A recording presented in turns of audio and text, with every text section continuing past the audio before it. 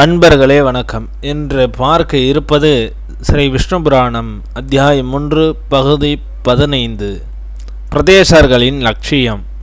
பராசர முனிவர் தொடர்ந்து சொன்னார். மைத்ரேயரே, பிருகுமன்னனுக்கு அந்தரானன் வாதி என்ற 2 பிள்ளைகள் பிறந்தனர். அந்தர்தானன் சிகண்டினி என்பவளை திருமணம் செய்து கபிர்தனன் என்ற மகனை பெற்றான்.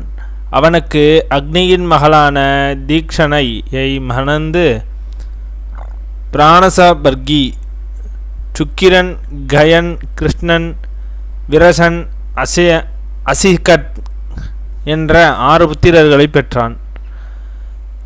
அவர்களை கபிர்தனனின் மூத்த மகனான பராசினபர்கை பூமியில் பரப்பி யாகங்கள் செய்தமையால் அவனுக்கு பிராசினபர்கி என்ற பெயர் உண்டானது.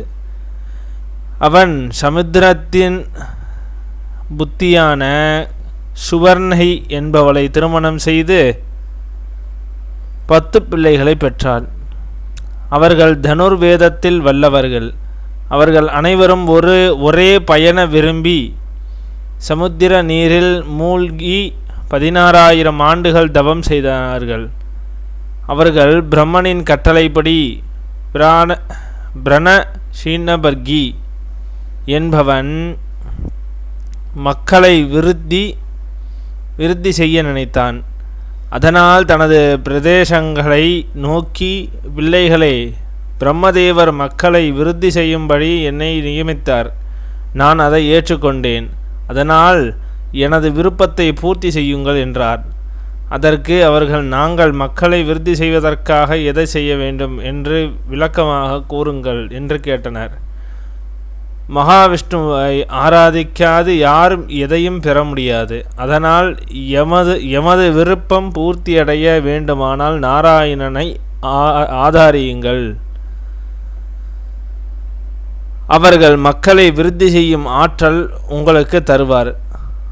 ஆரம்பத்தில் பிரம்மனும் நாராயணரை ஆராதித்துதான் சிருஷ்டி தொழிலை தொடங்கி செய்து வருகிறார்.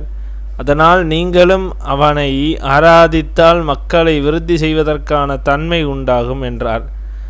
அதனால் அவனது பிள்ளைகள் 10 பேரும் சமுத்திரத்தில் மூழ்கி தவம் செய்தார்கள். பராசர முனிவர் அதை கூறும்போது மைத்ரேயர் அவரை கேட்டார். குருவே, பிரதேசர்கள் சமுத்திர நீரில் மூழ்கி தவம் செய்தபோது பகவானை துதித்தார்கள் என்றீர்கள்.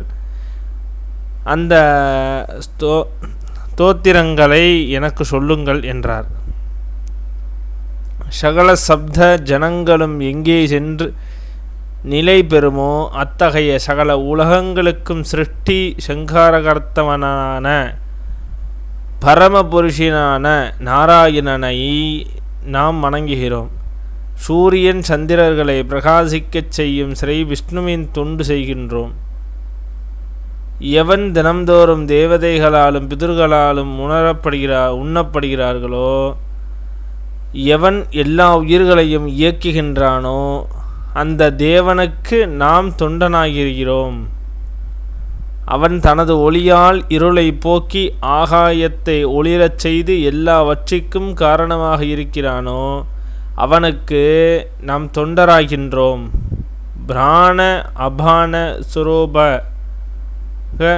சரீரகங்களில் இருந்து கொண்டு எப்பொழுதும் செயல்களை செய்பவனாகவும் ஆகாயத்து நின்று உப்பன்னையாகவும் இருக்கின்ற வாயு தேவஸ்வரூபியான ஜெகதீஸ்வரனுக்கு தொண்டனாகின்றோம்.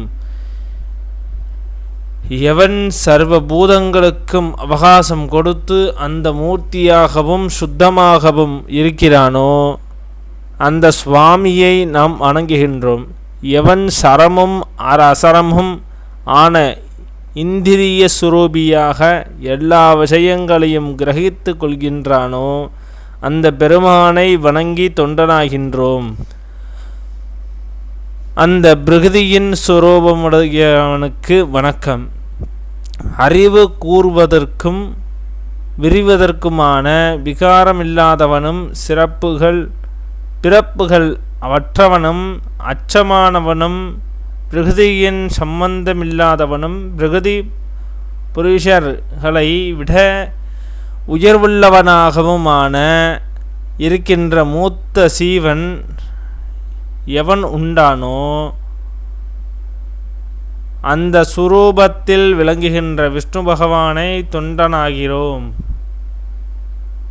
தீர்க்கமும் ஸ்தூபமும் ஸ்தூக்ஷமும் இரத்தமும் நீளமுள்ளாமல் இருப்பாய், ஒட்டுதலும் சாயமும் தேகமும் அவயங்களும் இல்லாததால் இடைவெளி இல்லாததாய், இன்ப துன்பங்கள் அற்றதாய், சப்த பரிச ஸ்திரிபரிச சுரூப ரச கந்தங்கள் இல்லாததையால், கண் மூக்கு வாய் முதலியனவையும் வாக்கு பாணி பிராதிகளும் அந்தகர்களுக்கும் இல்லாததாய், அன்பானபதியாகவும் அந்த காரணமும் இல்லாதவனாகவும், நாம் ஸ்தோத்திரங்களுள் அன்பனதியாகவும் உண்டாகும் சுகம், தன்னை விட வேறு தேஜஸும் தனக்கு ஒரு காரணமும் இல்லாதவனாய், சலனமில்லாததாய், பயம் பிரம்மம் நித்திரை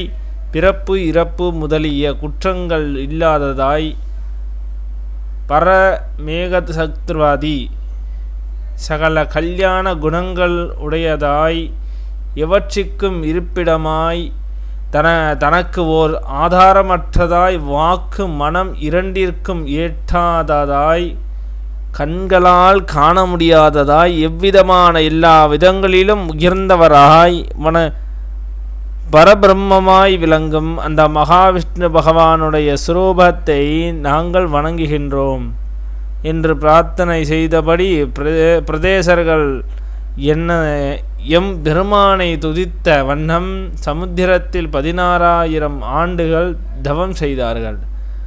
அப்போது மகாவிஷ்ணு அந்த சமுத்திர நீரில் தோன்றி காட்சியளித்தார். அவரை கண்ட பிரதேசர்கள் மெய்சிலிர்த்து மகிழ்வுடன் கைகூப்பி வணங்கினார்.